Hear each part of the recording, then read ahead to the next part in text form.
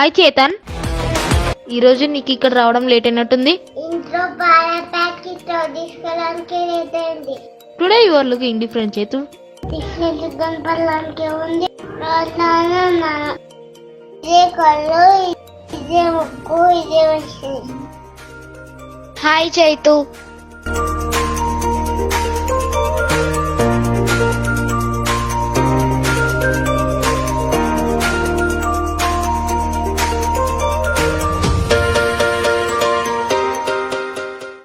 ఇదంతా నాకు ఫ్రెండ్స్ చెప్పడానికి సిగ్గా ఉంది. నువ్వేం చెప్పాలనుకున్నావు నాకు అర్థమైంది చైతు.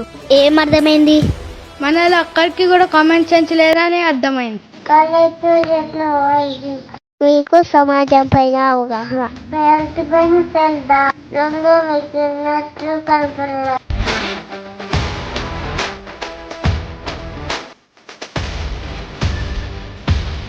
ఒక్కరు కూడా మాస్క్ పెట్టుకోవాలి. నేను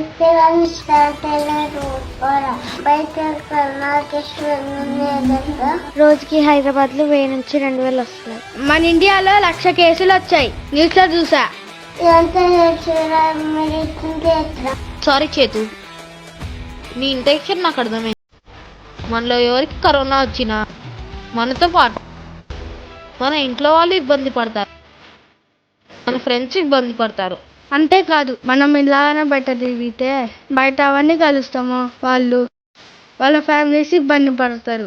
ఓవరాల్ గా మనమే అందరికి కరోనా పంచిన వాళ్ళు అవుతాం. మనమేం చేయాలి?